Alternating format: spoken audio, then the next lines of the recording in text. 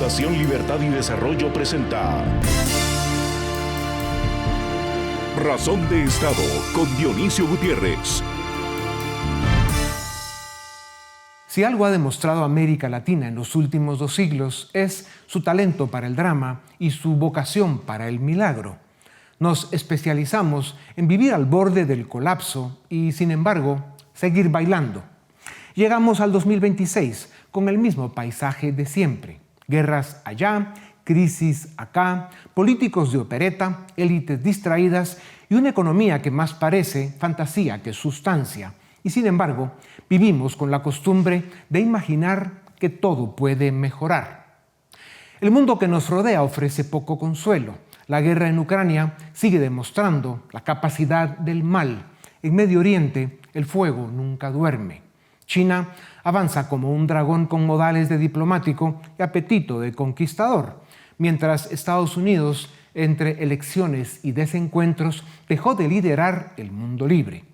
La inteligencia artificial, por su parte, está en una carrera sin árbitro. En este contexto, la economía global cojea, el crecimiento es débil, la falta de oportunidades se ensancha y la sensación general es que el progreso se detuvo. Sin embargo, América Latina, esa rebelde y eterna adolescente, intenta enderezar su destino. En 2026, algunos de nuestros países podrán confirmar viejas verdades. Sin democracia no hay convivencia y sin libertad no hay prosperidad. Los gigantes de la región tienen gobiernos más preocupados por el poder que por su gente. Y Centroamérica, víctima del olvido internacional, está congelada en sus propios flagelos internos. Las élites, entre tanto, en lo suyo, y los políticos, con las excepciones conocidas, se esmeran en hacer el ridículo. Pero no todo está perdido. Las sociedades, cansadas de los charlatanes, están más informadas. Los jóvenes están aprendiendo que la libertad no es un eslogan, sino un deber. Y hay líderes, escasos pero valientes, que denuncian la corrupción, los abusos y la incompetencia sin pedir permiso al populismo ni perdón al autoritarismo. Líderes que saben que los pueblos que dejan de soñar están condenados a obedecer. Así que, aunque el panorama parezca turbio, conviene ejercitar la esperanza, no la de escapar, sino la de resistir, no la que espera milagros, sino la que construye con esfuerzo. América Latina no está destinada al fracaso, simplemente tiene una relación complicada con el éxito. Que 2026 nos encuentre despiertos, exigiendo a nuestros gobiernos honestidad, trabajo y visión. Que la educación vuelva a ser faro y la libertad norte. El futuro, a pesar de todo, sigue ahí, esperando a quien se atreva a imaginarlo. Y por improbable que parezca, imaginarlo mejor sigue siendo el primer paso para construirlo. Por lo visto en 2026 ofrece ser un año áspero y poco confiable. Las potencias ya no juegan con las reglas de antes. Todo es amenazas, sanciones, aranceles y alianzas que se rompen. A lo que se suman los desafíos de la IA. El viejo orden se deshace. Mientras el occidente libre titubea, China y sus aliados avanzan. Pekín lo tiene claro. Su nuevo plan quinquenal pone toda la carne en el asador. Vehículos eléctricos, paneles solares, baterías, semiconductores. Sectores donde ya manda o está a punto de mandar. El objetivo es uno solo: no volver a depender de nadie y convertirse en la fábrica del mundo. Europa paga caro las consecuencias de no haberse adaptado a tiempo. El déficit comercial de Alemania con China alcanzó los 85.000 millones de euros en 2025, lo que refleja una creciente dependencia de sectores industriales clave. La creciente presión por restricciones chinas en insumos industriales, como minerales raros y chips, pone en riesgo sectores estratégicos europeos. En Bruselas ya se dieron cuenta. Sin reformas de fondo, el riesgo es pasar de ser un bloque económico influyente para convertirse en un museo. El caso de Ucrania ilustra con claridad la dureza de la nueva realidad internacional. La indecisión y la falta de unidad de Occidente para apoyar a Kiev ha sido aprovechada por el tirano asesino del Kremlin para extender la guerra durante casi 4 años. Para América Latina, el mensaje es claro. En un mundo más competitivo y menos predecible, los modelos populistas y autoritarios no solo empobrecen, también dejan a los estados frágiles, vulnerables al crimen organizado y a la presión externa. Si las distraídas élites de la región no actúan con responsabilidad, sus países quedarán atrapados en un largo ciclo de inestabilidad. A pesar de los desafíos, surgen señales que invitan a un optimismo prudente. En Chile, por ejemplo, se ha producido un giro significativo. En las elecciones presidenciales de 2025, Janet Jara, candidata del Partido Comunista y respaldada por la unificación de la izquierda, obtuvo solo un 27%. Por otro lado, José Antonio Kast avanzó a la segunda vuelta en un proceso electoral donde la derecha logró imponerse como mayoría en el Congreso y sumó el 70% de los votos totales. Este resultado refleja el rechazo generalizado a años de socialismo, bajo crecimiento, inseguridad y propuestas de constituyentes retrógradas y destructivas. En Argentina, la apuesta por el cambio continúa con Javier Milei, con una agenda económica centrada en la desregulación y la eliminación de barreras comerciales. Milei ha demostrado que la libertad económica es una opción viable y efectiva para reducir la pobreza, cuando se presenta de manera clara y se ejecuta con firmeza. En Venezuela, la situación es grave. El régimen de Nicolás Maduro enfrenta una presión internacional creciente y un desgaste interno que lo coloca en una posición de vulnerabilidad. La corrupción y la represión interna han debilitado las estructuras de poder, pero también han fortalecido el consenso cívico en favor del cambio. Es urgente que llegue para Venezuela la hora de la libertad. El 2026 no trae garantías, pero, como cada día en la vida, trae oportunidades. América Latina puede y debe redefinir su futuro, con reformas que fortalezcan las instituciones democráticas y consoliden los valores de la libertad, el único sistema que ofrece desarrollo y bienestar.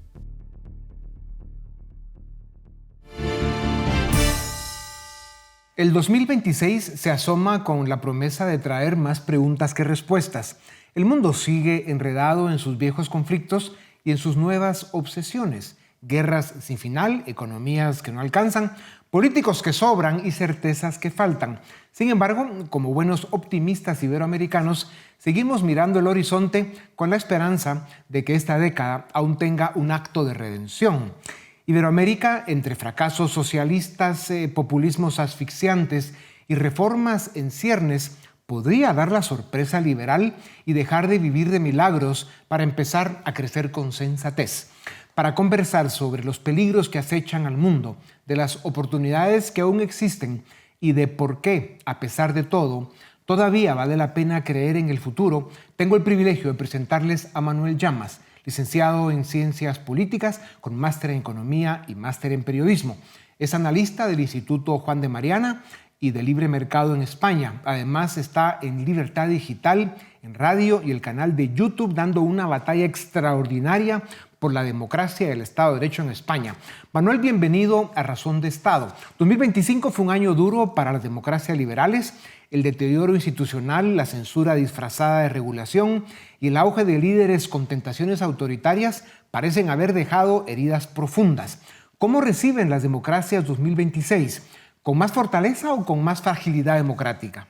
Bueno, yo creo que hay riesgos evidentes, el Estado de Derecho, la autocracia, el intervencionismo público. Esos riesgos siguen estando presentes en algunos países, pero como bien comentas, Dionisio, hay motivos más que de sobra para la esperanza. Yo veo un cambio de rumbo claro, de la mano de nuevos líderes, de la mano también de un nuevo ideario renovado, liberal, conservador, que creo que puede dar muy buenos resultados tanto en Europa como en Hispanoamérica y como en Occidente en general. O sea que es cierto que algunos países están tocando fondo, pero hay otros, como es el caso de Argentina y otros muchos, que están renaciendo de sus cenizas. Pensamos que las democracias maduras eran inmunes al abuso de poder, pero hoy vemos presidentes que usan el Estado para castigar adversarios, parlamentos que quieren decidir quién es periodista y quién no, tribunales bajo presión y sociedades cada vez más polarizadas. ¿Estamos frente a una crisis pasajera o ante una transformación peligrosa del modelo liberal occidental? Bueno, yo creo que ese riesgo desde luego existe en algunos países, el caso de España me parece paradigmático, pero la política como la vida son ciclos. Hay países que siendo pobres se convirtieron en ricos y países ricos que siendo ricos se convirtieron en pobres por culpa de las ideas equivocadas. Las ideas equivocadas siguen presentes en algunos de estos países. El caso de España es paradigmático porque no solo están presentes, sino que además gobiernan en este país y, como bien comentas, su objetivo en última instancia es acabar con la democracia liberal. El socialismo siempre acaba allí donde gobierna de la misma forma. Acaba generando represión, miseria y en última instancia dictadura y muerte. Lo que pasa es que ese tipo de procesos llevan su tiempo. En el caso de España, de momento se mantiene esa senda, pero confío en que podremos aguantar. Sí. Manuel, viendo el estado del mundo y la herencia con la que recibiremos 2026, ¿debemos prepararnos para un apocalipsis o solo para otro año de titulares apocalípticos? Yo creo que para otro año de titulares apocalípticos. A pesar de todas las dificultades, a pesar de todos los problemas, a pesar de todos los enemigos y de todos los riesgos, hay que tener muy en cuenta que la humanidad vive el mejor momento de su historia. Nunca hemos sido tantos seres humanos sobre la Tierra como en la actualidad y nunca hemos vivido mejor como en la actualidad. ¿Gracias a qué? Pues básicamente gracias a la extensión del capitalismo, la propiedad privada y las ideas de la libertad. Por lo tanto, soy muy optimista respecto al futuro del mundo a medio y largo plazo, insisto, a pesar de todas las dificultades. Claro, así es. Y como bien dices, ¿no? Gracias a todo lo que describías y a pesar de tantos gobiernos impresentables y peores políticos que andan por ahí sueltos todavía, ojalá que no por mucho tiempo más. ¿Cuántas guerras activas necesita el planeta para recordar que la paz aún es una buena idea, Manuel?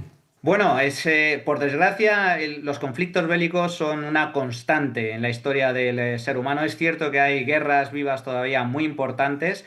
En el caso de Europa los tenemos ahí a las puertas con esa invasión de Rusia en Ucrania y los conflictos bélicos continúan. Pero también soy optimista al respecto porque Oriente Próximo, que era un auténtico polvorín con esa guerra en Gaza, ha logrado llegarse a un acuerdo de paz todavía endeble, pero confiamos en que duradero, que logre pacificar la zona durante un tiempo. Y el caso de Rusia también, por ponerlo en el lado optimista, Rusia se está encontrando con una resistencia brutal por parte de Ucrania. Ellos pensaban que iban a conquistar Ucrania en tan solo unos días y sin embargo se han encontrado con una resistencia muy fuerte. Y yo creo que esta guerra de desgaste finalmente acabará minando el liderazgo de ese autócrata que es Putin al frente de Rusia. Claro. En ese contexto que mencionas, Manuel, la narcodictadura sigue en Venezuela. Como decías, Rusia sigue atacando a Ucrania, pero con resistencia. Irán sigue envenenando al mundo. China sigue avanzando. Y Occidente sigue distraído.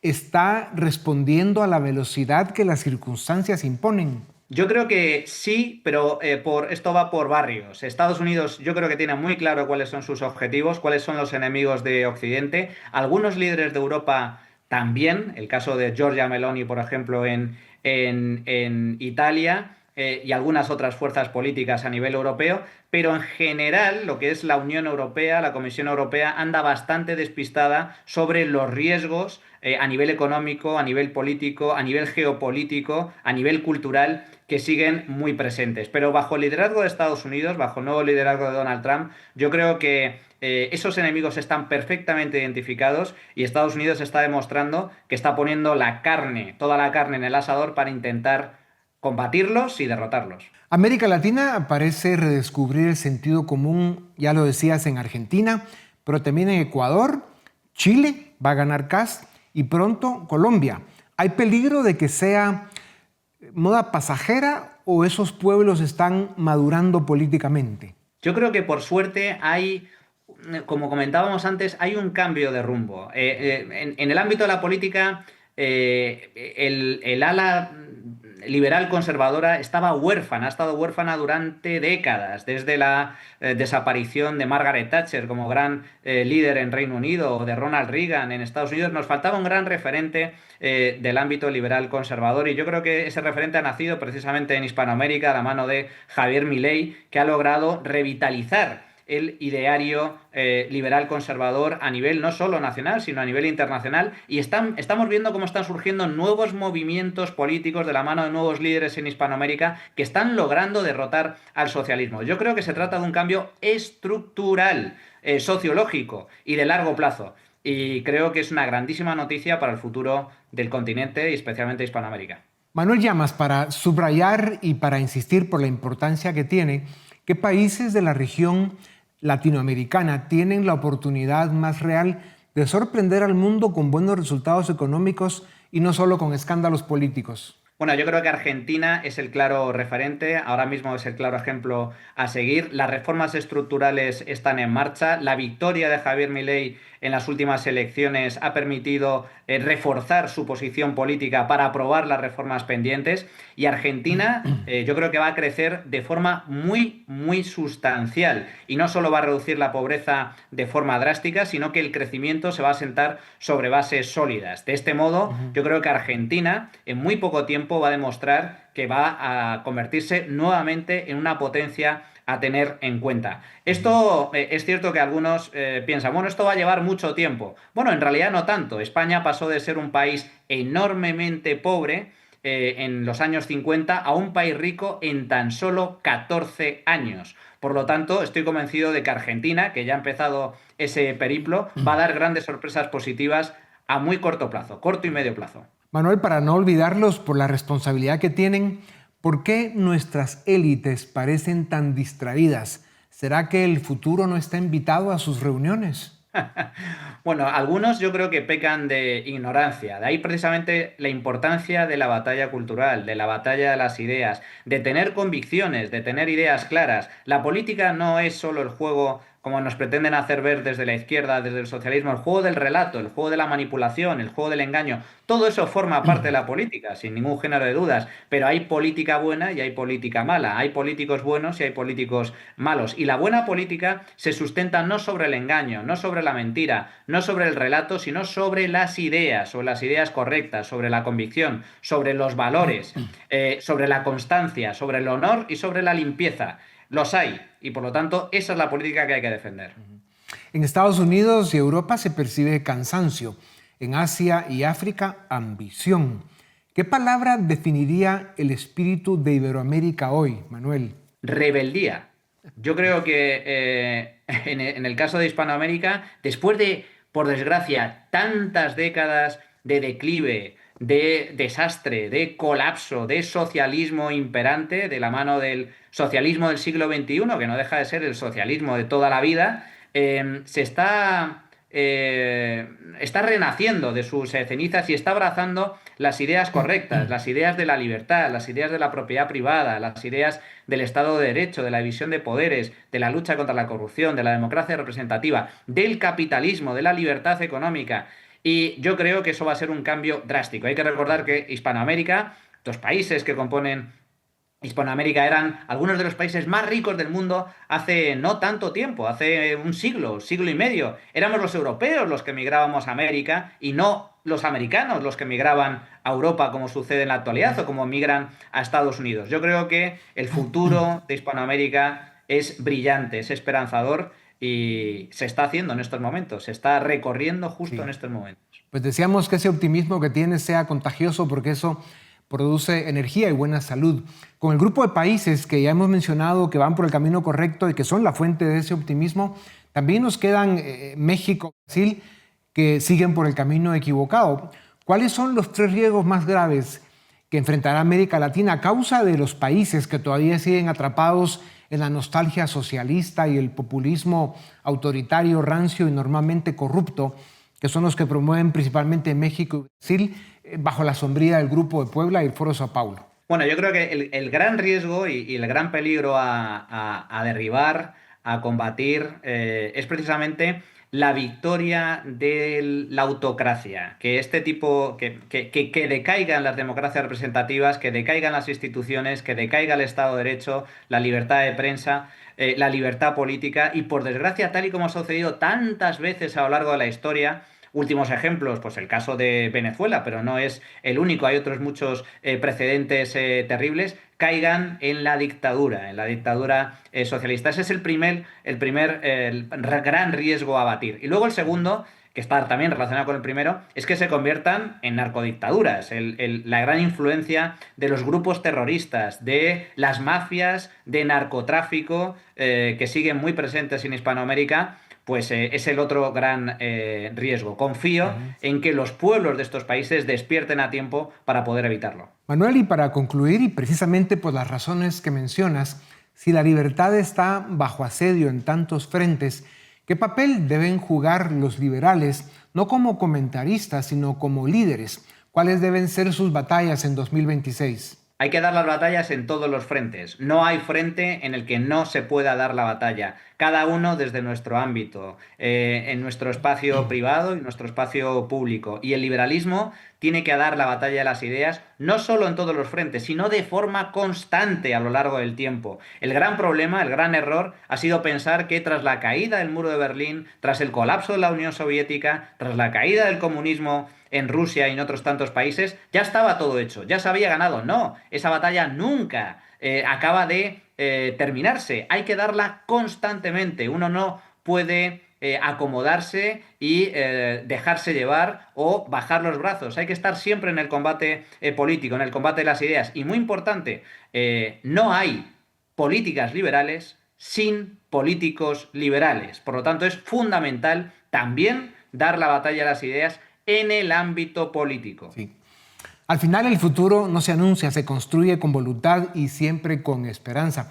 El mundo parece no aprender, pero tampoco se rinde. Y si Iberoamérica logra, aunque sea por descuido, elegir la razón sobre el delirio, quizá el 2026 nos sorprenda para bien. En todo caso, la esperanza sigue siendo gratis y mientras no la graben con impuestos, seguiremos usándola. Manuel, muchas gracias por tu tiempo. Dejas iluminada esta tribuna una vez más. Sigan con esa batalla desde Libertad Digital, una batalla admirable, ejemplar, con ánimo y con fuerza por la democracia y por el Estado de Derecho en España. Muchas gracias, querido Manuel. A ustedes también, gracias por acompañarnos una vez más. Esto es Razón de Estado.